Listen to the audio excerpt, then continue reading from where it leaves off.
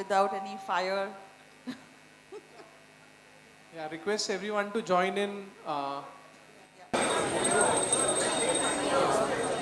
everyone, welcome to the Fireside Chat on transforming workforce through digital innovation. I think we're just talking about why digital innovation is important, but I think we have some really, some of the really best folks in the country to talk about this. And really proud to be with this panel over here. We have Ms. Sunandha Govindan with us, who is the Associate Director at Arcolab Private Limited.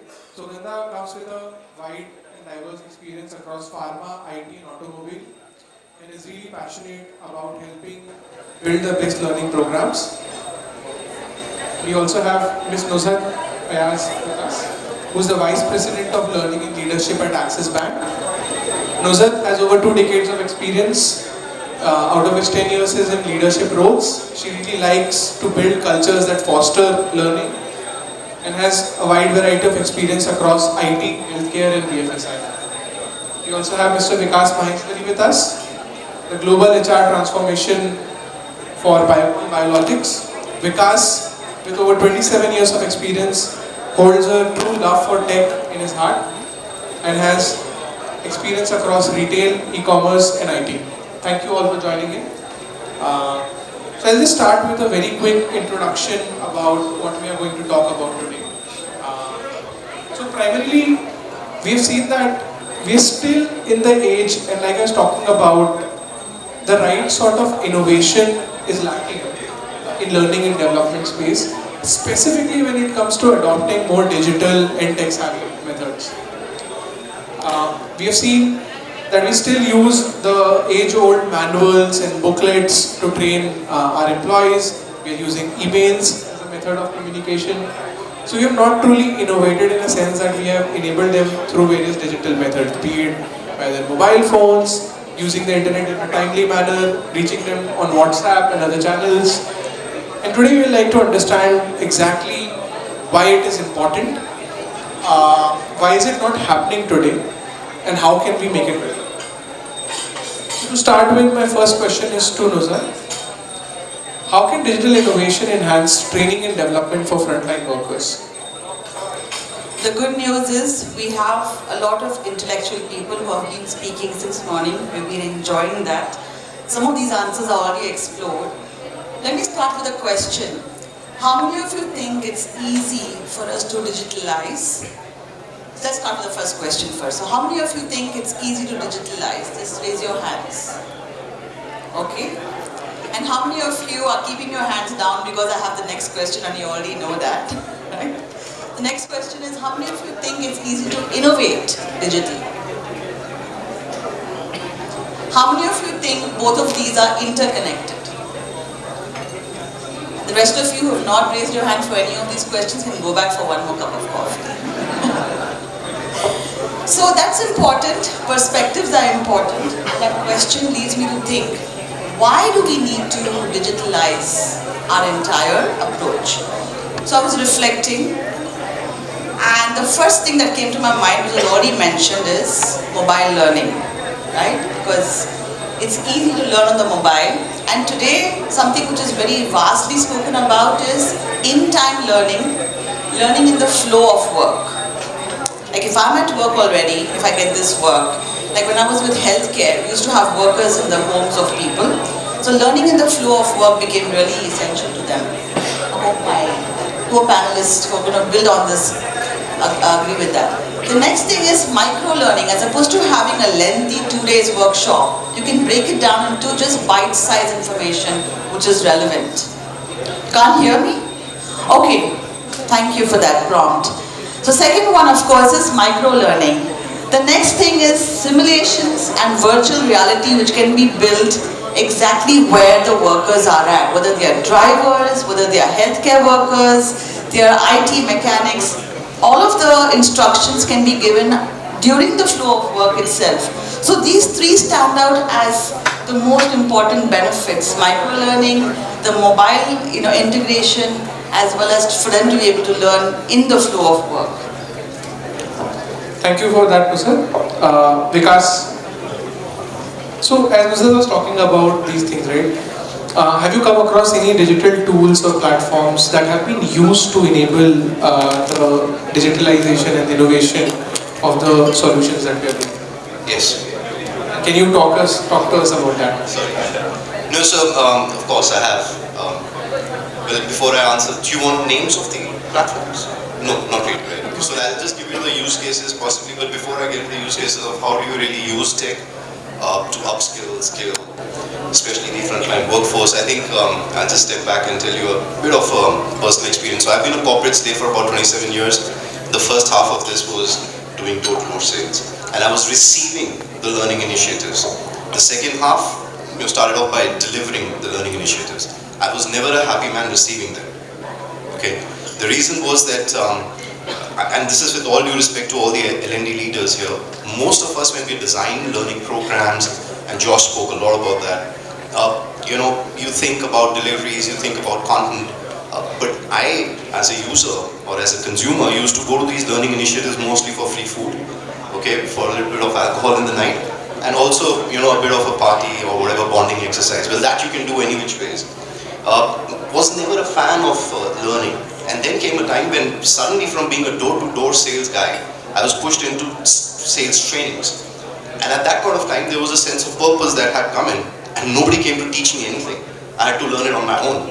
So the point that I'm trying to make is that before you get into the tech, the processes, etc., what is important is what's the vision? I mean, what is the real drive for a person to get into learning?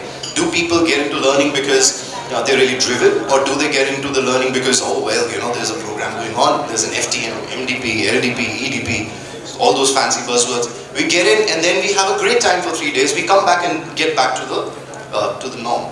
So I think what the industry has done over the last 10 years, and some of my colleagues would kind of know this better than I do, is to kind of focus on something known as the skills side of it.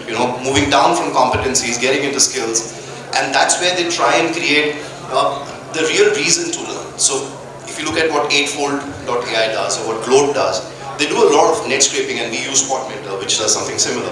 So they do a lot of net scraping at a UJR level. So all of your HR practitioners, you would know from a people-based organization, we started saying role-based organization. Now we're moving to a skill-based organization where skill is the real currency. Okay, not the job, not the role. So at every UJR level, you can get a success profile created, which is micro skills. So you spoke about micro, right? Now what I'm saying is, if you're going to go ahead and deliver an MDP program, which is managerial skills using Coursera, Udemy, etc., which is like a 5, 10, 15, 20 days or whatever, it's still not micro. Having those chapters, but as a combination of all those chapters is still not micro. A lot of times I went into this learning program saying, okay, I know some of this, but this I didn't know, but everything else I do. So why are you making me go through it? Okay, you haven't even assessed me. So that's where I'm coming to, that use technology to come up with the right skill sets that you need to train people on, and you'll be surprised when you do these net scraping exercises, the kind of skills that you would get. By the way, the shelf life of skills, other than the meta skills, is only about 18 months. That's a research, not me.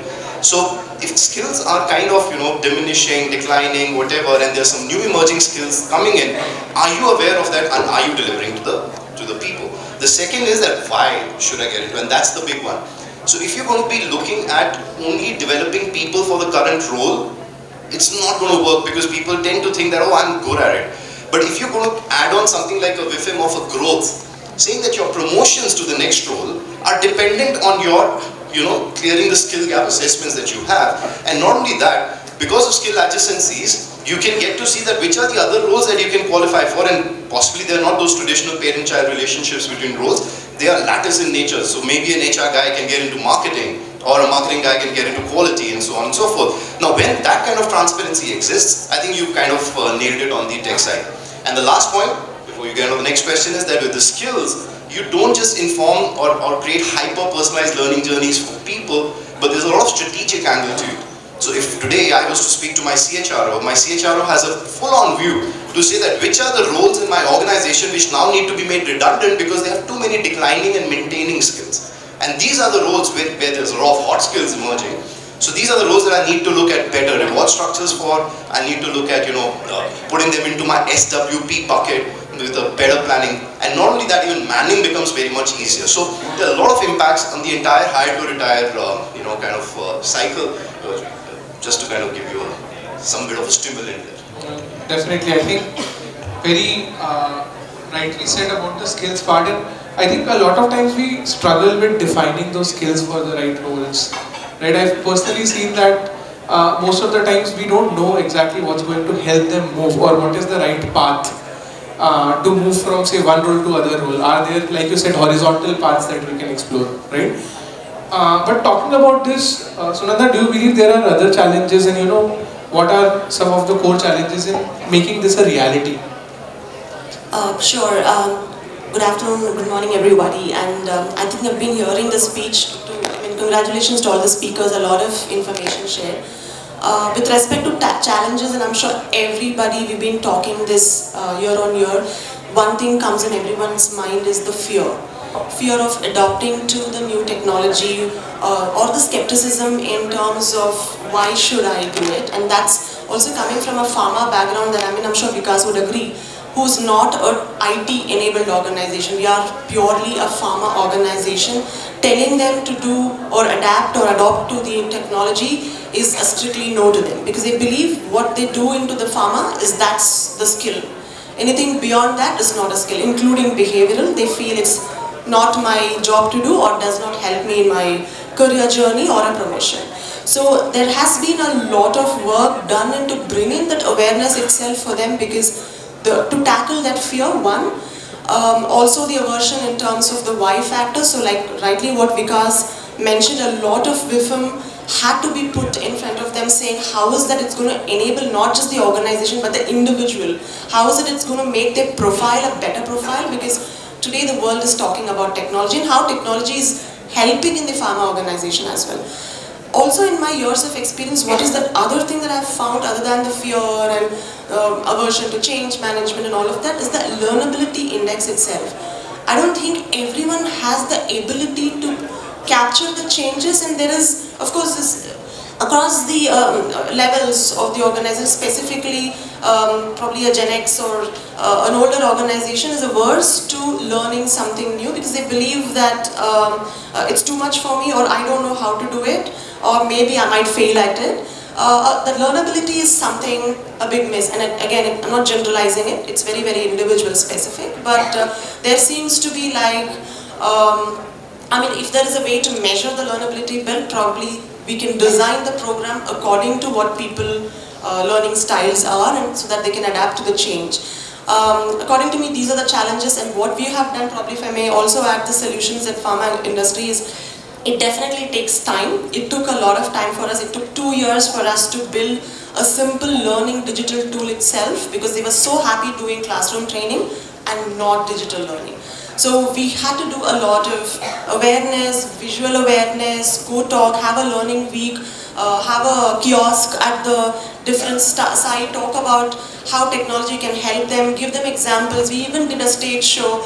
A lot of activities had to be done to bring them, hey, this is something that's going to help not just to the organization, the individual thing really worked. So that is some of the examples we've done. And also to add one last thing is, as what Nuzhath spoke about micro-learning, is the attention span is definitely reducing. They can't sit beyond, I would say, even 10 minutes to learn something. So what we've done something is, we release infographic learning, which they have to take only 1 minute to learn. Talk about a behavior or a technology, a digital thing. Hey, do you know this? Have you done this? Create a mascot. And that seems to be a hit of late. In our organization, people seem to be accepting that. So leaving that one tip with all of you.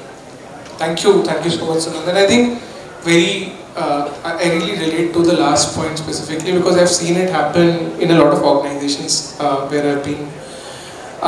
And this is specifically true for the values of your organization and the way we teach them, right? So most organizations have this A, B, C. A is for accountable, B is for something, C is for something, right? So you try to create a catchy sort of a theme, and you make it repeatable over and over. You put up posters again and again to truly build that mindset, to bring that sort of behavioral change. But I think we have Nuzhath with us, and you have been working in leadership roles for a really long time. You've fostered a lot of cultural changes and shifts.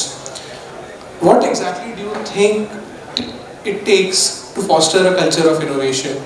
And how can we build that culture, like Sunandha was talking about, where people are not really focused on and don't understand the value of digital innovation. So how do we foster that culture of innovation? How do we make people more open to changes and new challenges? Thank you. Really enjoying the perspective so far. Again, a question for you. How many of you have fear of failure? And be honest about this. Come on. All of us have at some point had the fear of failure. And I'm leading you to this question that was asked just now.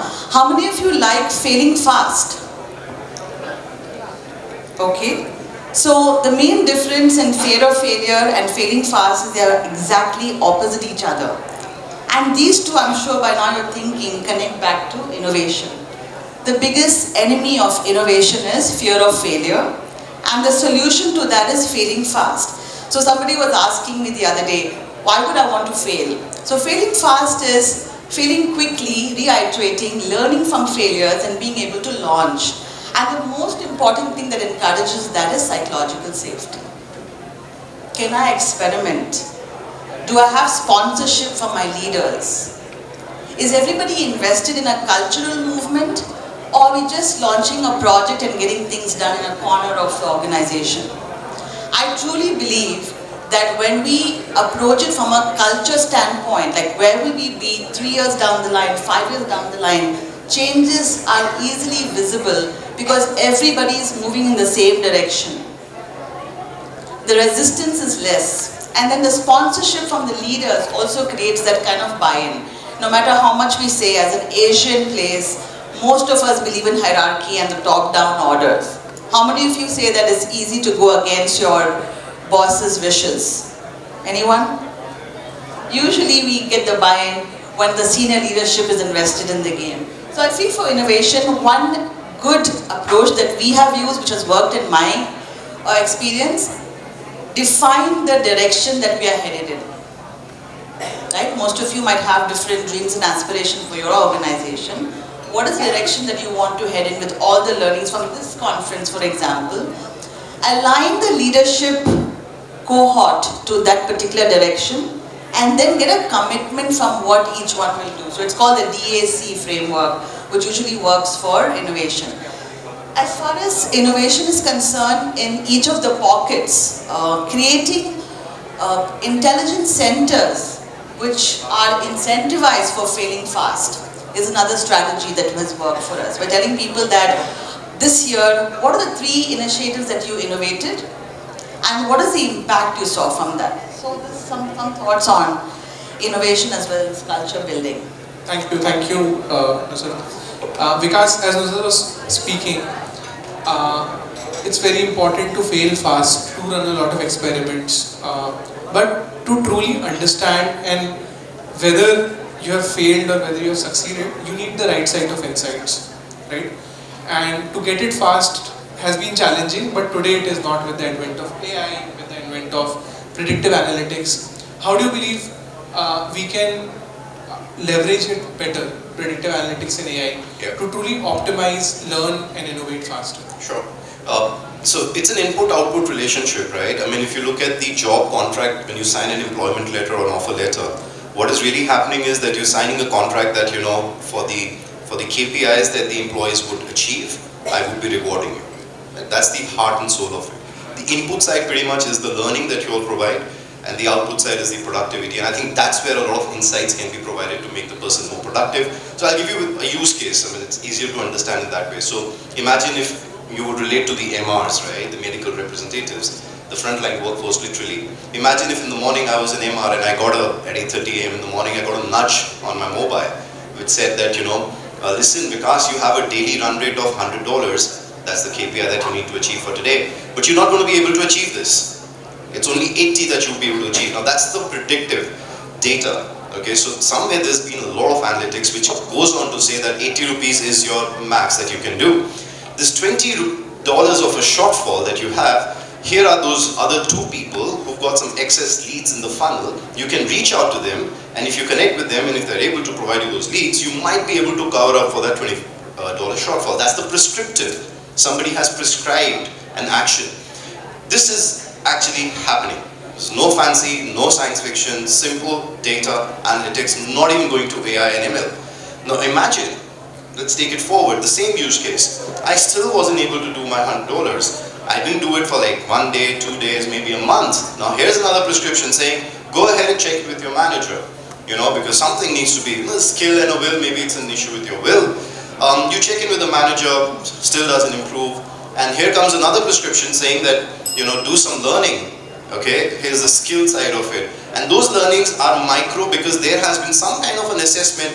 Josh spoke about NLP and the other stuff. So you can actually read data to understand what really is going wrong. Is it objection handling in sales? Is it product demonstration? Don't put him through the whole gamut of selling skills.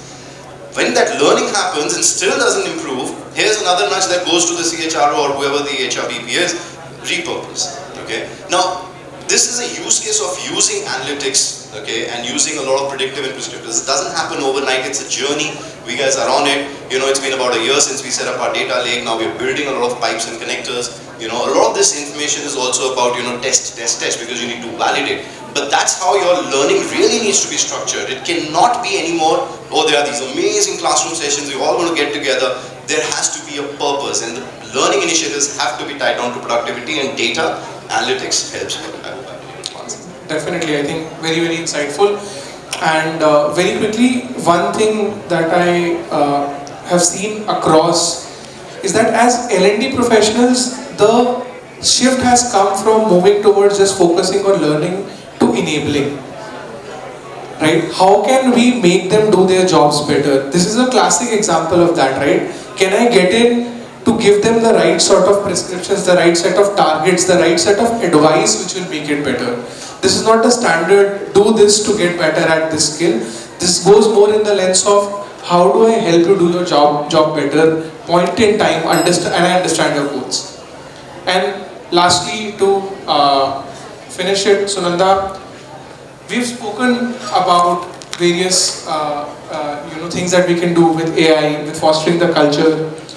How do we ensure that continuous learning happens? How do we ensure that adaptation of these particular things happens among the frontline workers, when you have so many changes, you have so many things moving so fast?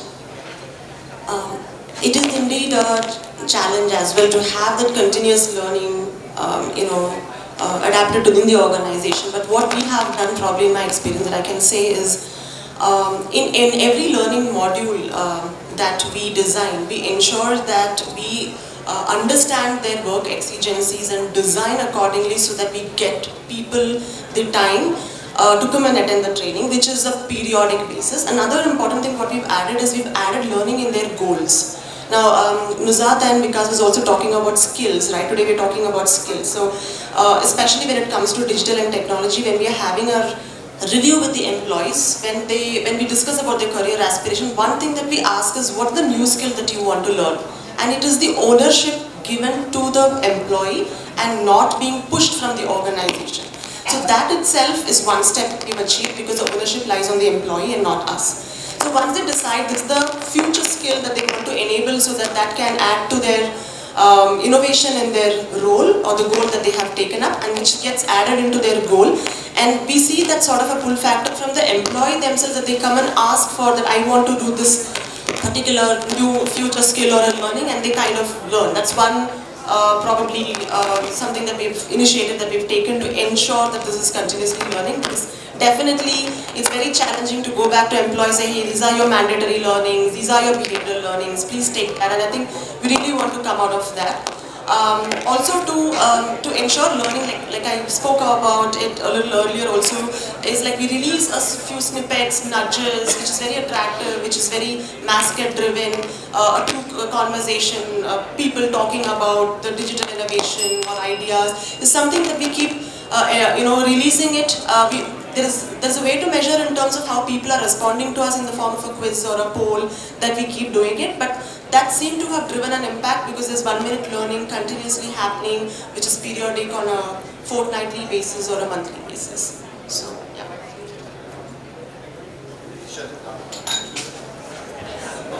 Thanks everyone. Thank you very much. Thanks a lot, Mr. Anuj, Saxena and other panelists. To felicitate, I request Mr. Anuj Saxena to please come forward and felicitate his fellow panelists. Starting with Mr. Vikas Maheshwary, Global HR Transformation Leader at Biocon Biologics.